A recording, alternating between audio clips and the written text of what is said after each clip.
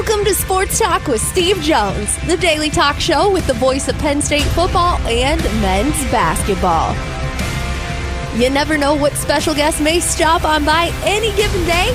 Now here's the man of the hour, Mr. Steve Jones. Great to be with you. The Stanley Cup Final begins tonight. Last year, Florida won the first three games. Edmonton then won games 4, 5, and 6, and then Game 7, Florida convincingly won. So it's a rematch of the two. My friend Jack Michaels is the play-by-play voice of the Edmonton Oilers. I think a lot of people don't realize he's a Pennsylvania guy. Grew up in Oil City. His daughter, in fact, goes to school here at Penn State. So, Jack always kids me. He says, Steve, I got that voice. He says, I've never smoked in my life. It sounds like I'm a... So I said, Jack, I say, you sound great. So it's also the length of travel between the two cities. It's the greatest length of travel you can have. Canada to Florida. But I'm talking Edmonton down to Broward County. And it's of any sport, anywhere, that's the greatest length of travel you can have in North America. So that does enter into it a little bit. Edmonton is a better defensive team than they were last year, and they put a greater concentration on defense. You can see there's a commitment to it. They're not winning games 7-4 any longer. Meanwhile, Florida made the critical midseason acquisition of Brad Marchand from the Bruins. The Bruins were doing the sports version of a fire sale, and it was Florida that made the big pickup. Marchand is an absolute pain in the neck unless he's on your team. If he's on your team, you love him. And with Bobrovsky and Tkachuk and Bennett, I mean, look. This is the third straight year they're in the Stanley Cup Final. So that starts tonight. The NBA Finals will start tomorrow night. The NBA, the Edmonton Oilers are the favorites to win the Stanley Cup. They're at -125, and the Florida Panthers are at +105. So basically, the Oilers are favored by a little bit, not by a lot. So it's going to be a fun matchup. I think it's a great matchup, and I think it's one that has, again, the ability to go the distance.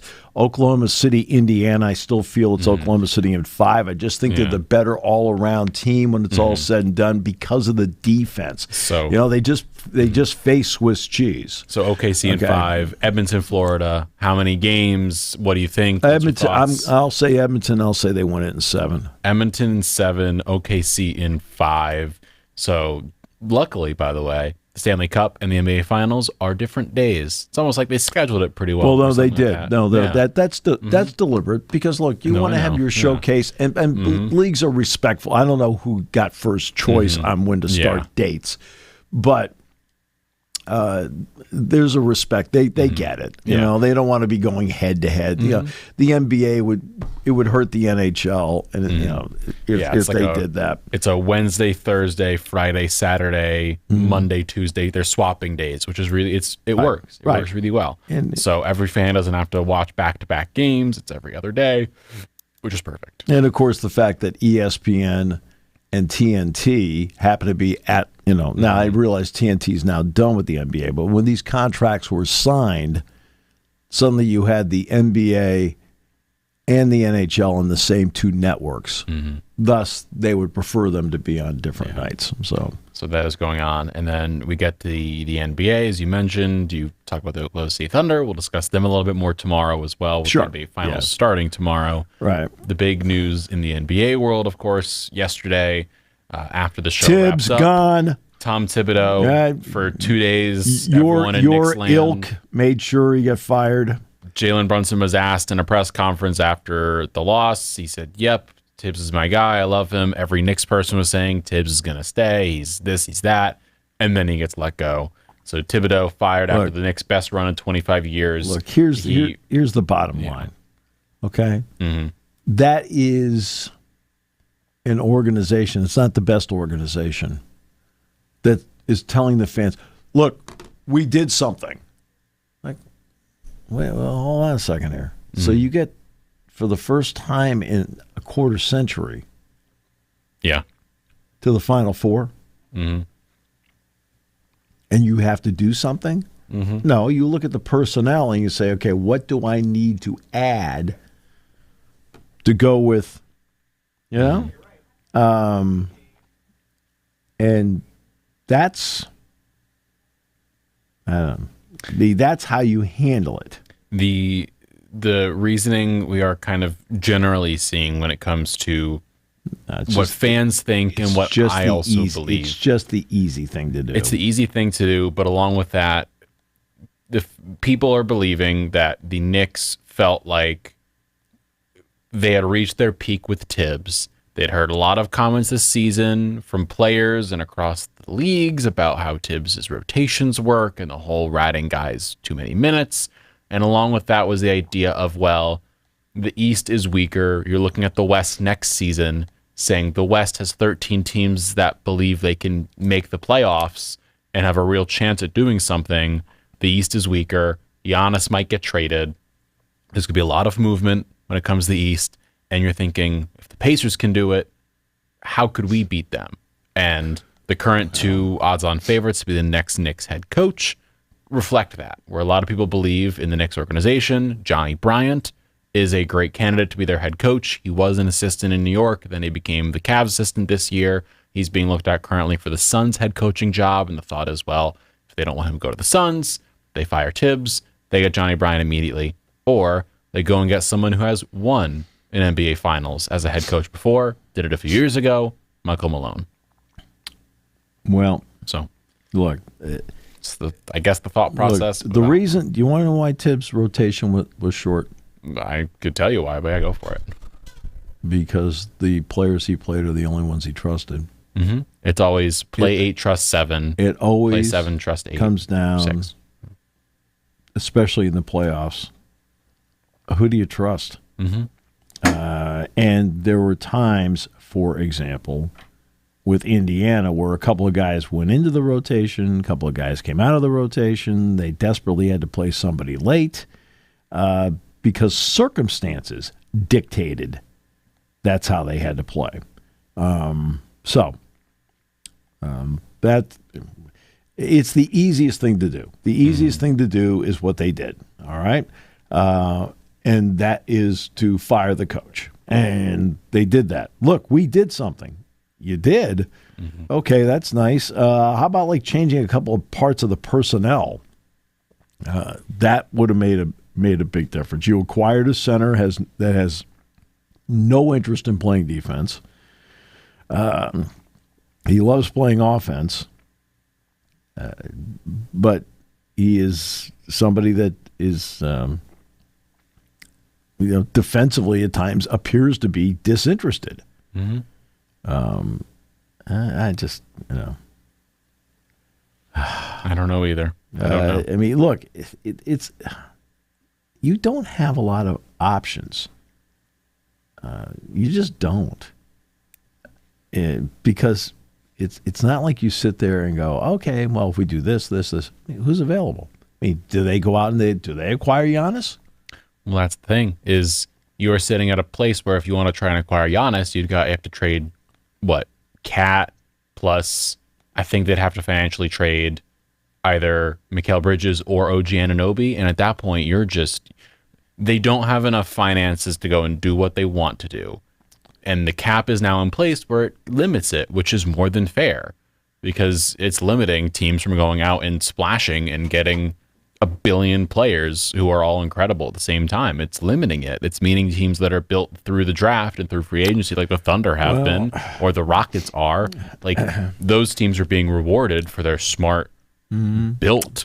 Look. And the Knicks don't have the ability to do that. They want to try and trade for Giannis. Okay, they're going to have to get rid of half their team to do it. And is a core of Giannis, Jalen Brunson, and maybe OG Anunoby good enough? No.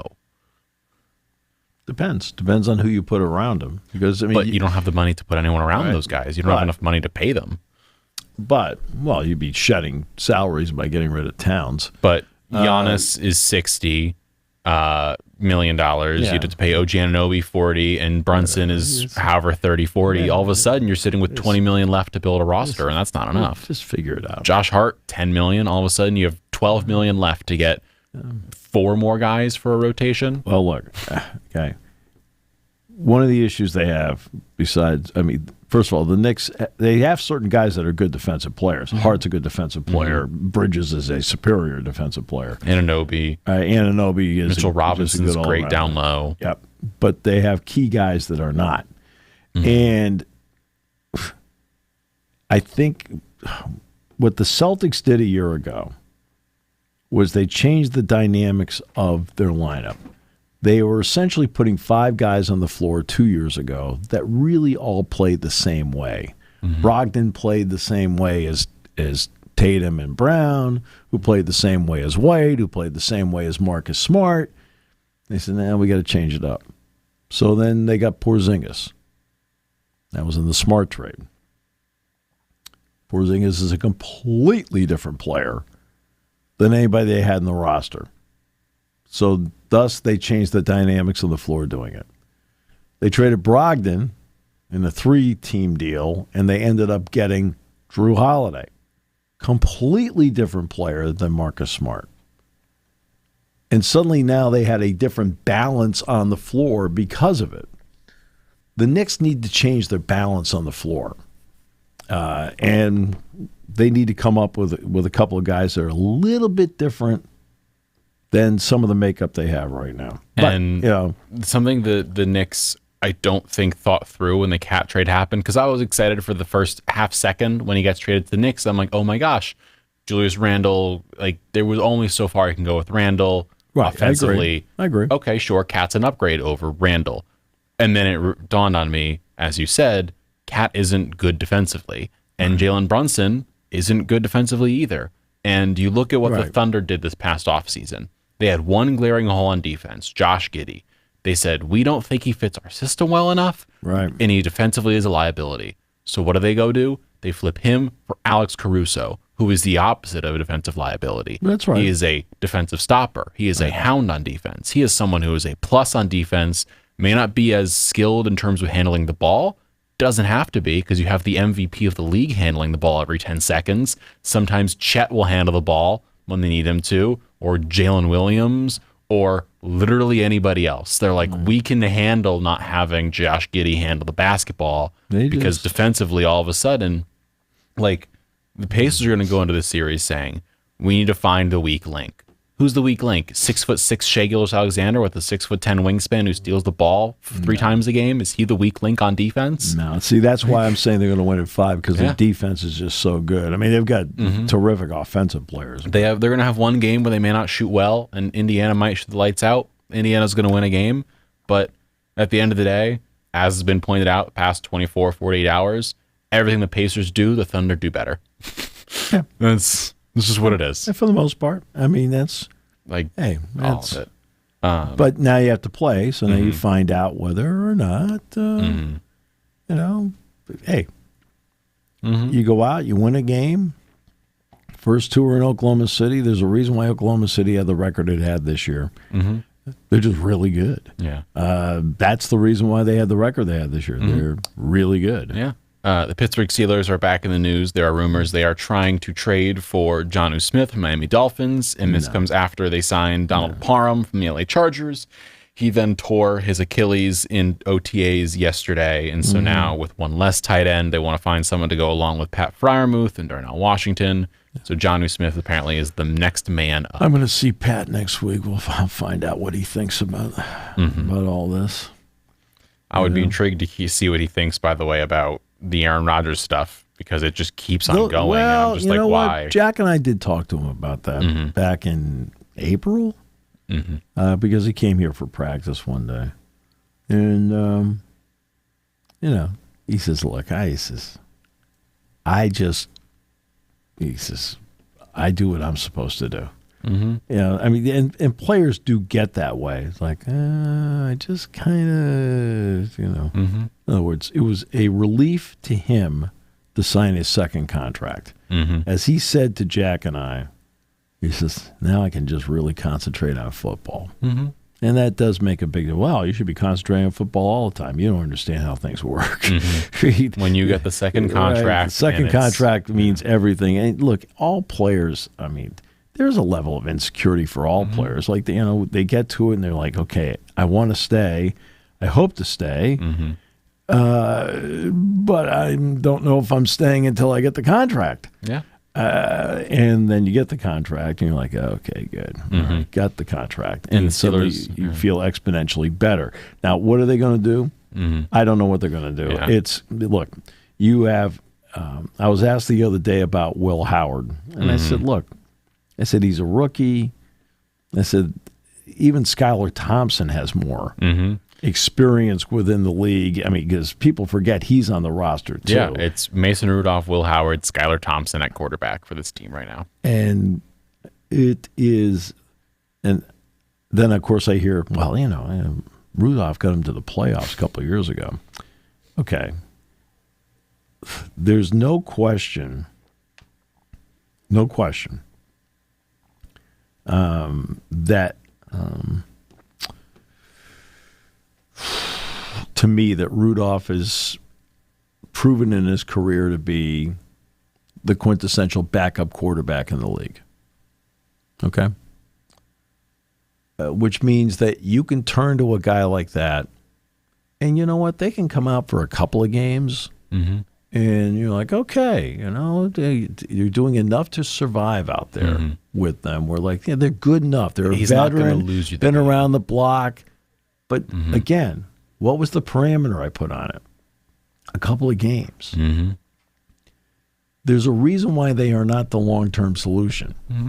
If they were the long-term solution, they would be starting for somebody else. Who was the quarterback who backed up Patrick Mahomes and the Chiefs needed to win a playoff Chad game? Chad Henne. And they were like, everyone's like, oh my gosh, Chad Henne should be a starter somewhere. And it's like, no, he came in and made sure they didn't lose the game.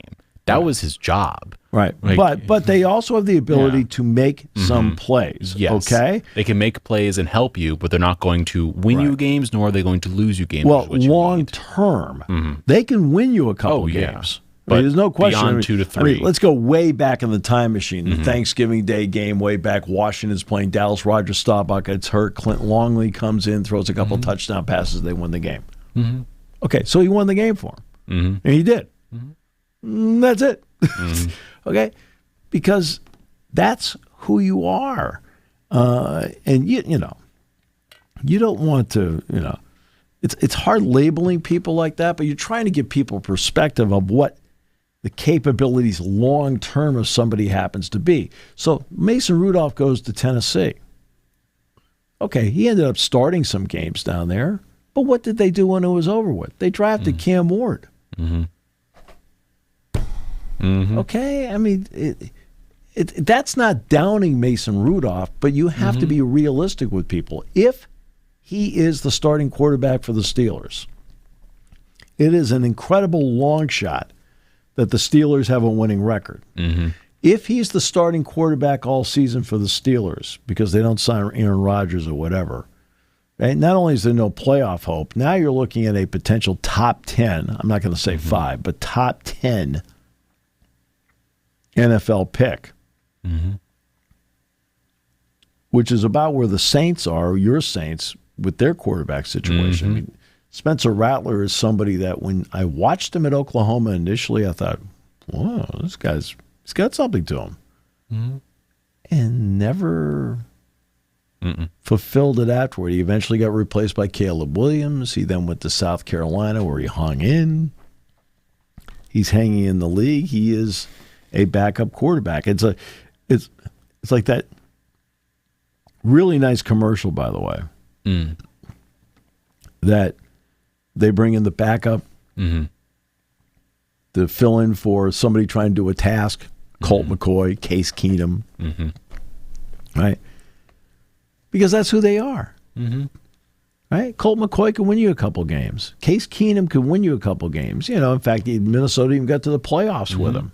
Okay, but they know. I'm talking about the organization. They know. They know what their lifespan is. Right. They both did a great job of extending their careers as long as they could in that role. Mason Rudolph has done a great job of extending his career in that role. Skylar Thompson has milked every minute out of it in his career in that role. Remember David Carr? Derek's older brother, first overall pick in the draft. Texans. Houston Texans, first overall pick in the draft out of Fresno State. He got the daylights beaten out of him. Okay, because he was with an expansion team. Well, that wrecks your confidence when that happens. But he has a Super Bowl ring. Why? Because he was the backup to Eli Manning with the Giants when they won. And the Giants knew, hey, if something happens to Eli Manning for a couple games, David Carr is going to play well for it. He'll play well. He'll be better protected. He'll make better decisions. I always love when a guy comes in the preseason. The McKee kid for the Eagles. McKee. Yeah. Oh, it's like, just slow down, okay? Like, he's a backup. I'm trying to remember who it was. I believe, can you name me a former Jacksonville Jaguars quarterback from the 2000s? Give me some names you think of. We think of Jags quarterbacks of the 2000s who were really good. Gerard played well. Outside of David Garrard. I mean, I'm trying to think when Bruner left. Who? Mark Brunell. Mark Brunell? That's what I was thinking of. Mark Brunell won a Super Bowl ring. Do you know why? He backed up Drew Brees. Yeah. He won a ring. He was a Pro Bowl level quarterback. Went to New Orleans, kept his career alive, backed up Drew Brees, got a ring from it. Right. But Brunell, by the way, that's not a backup quarterback. No, that's a guy who was a really good quarterback. But that's the point, is he kept his career going. Right. And even later in his career. Right, he kept it going. But he got to the AFC Championship game. He won playoff games. And I thought he was a good quarterback. So, and that's how and that's, there's nothing wrong with being that. Everybody wants to be the starter. I got that. But boy, if you have the ability to keep your career alive in this league, because only one can play. There are not multiple quarterbacks on the field unless you're running a trick play against USC. Is it Josh Johnson? Is he who I'm thinking of? Who had like he's 20... been around everywhere. But that's the point, is he kept his career alive. He was still good enough to get on rosters. What? He's on the pension plan. Hey, that's not bad. No. Okay? It's not a bad thing. You're on the pension plan. You made it.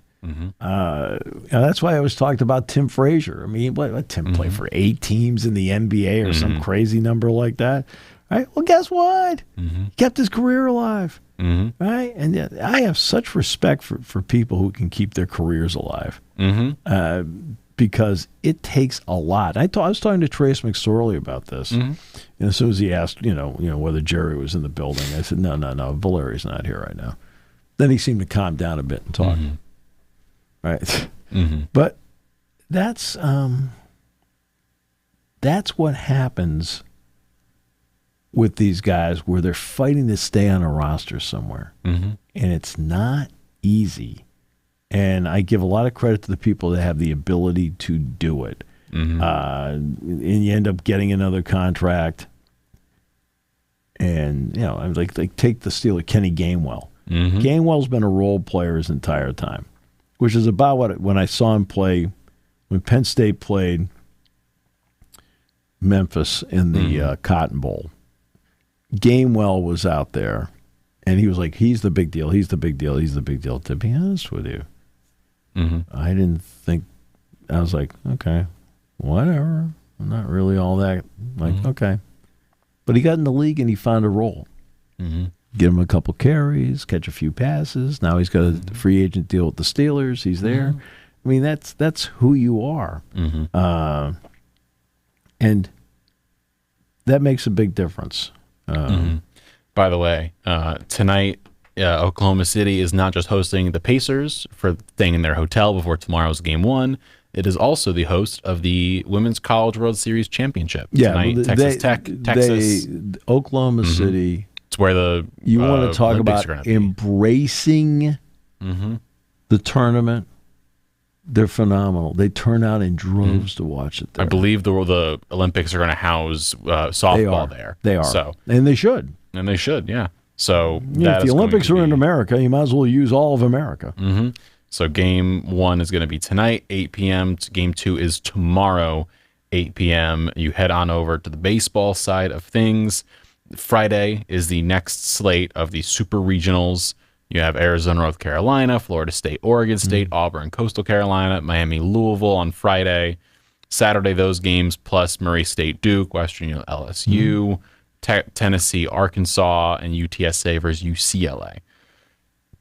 So it is championship season in the collegiate ranks, and you love to see it. And it's also, by the way, going to be opening weekend for the State College Spikes. They start tonight. As a matter of fact, they're at Mahoning Valley. They will play Mahoning Valley tomorrow at Eastwood Field. Then they come home for the 3-game weekend set. Fireworks both on Friday and on Saturday. Mm-hmm. All the starts will be 6:35. And interesting team, including a young man by the name of Caden Shapiro out of Princeton. His father is the president and of the Toronto Blue Jays. And you might say, why do I know that name? It's his, as you said, Mark Shapiro is his father. If you've ever watched Moneyball, you know at the time he was the person portrayed in the film at the start of it that Jonah Hill worked for with the Cleveland Guardians. Yeah, the Guardians. Yeah. So that is always interesting and fun. And I have a question, Steve. Will I be able to get a hot dog thrown from you at some point in the season of Spikes games? Positioning is critical. I got one thrown to me by Joe Putnam just 2 years ago. Will I get one from Steve Jones this time is my question. I can aim it. We're all good. I can aim it, get it done. I have hands similar to those of David Tyree. One hand is a hand, the other hand is a helmet. I'll make sure to catch it. Oh, boy. Yeah, oh, boy. So if you catch it and all of a sudden it's like it's on top of your head, I'm like, well, the whole place is like that. Yeah. I'm going to have to ask Trevor Pena if he can do that. Thank you for listening to Sports Talk with Steve Jones, a 7 Mountain Media production. Come back at 11 every weekday for analysis of the latest happening in the sports landscape. From college football to European soccer, Steve and Kyle cover it all on Sports Talk with Steve Jones.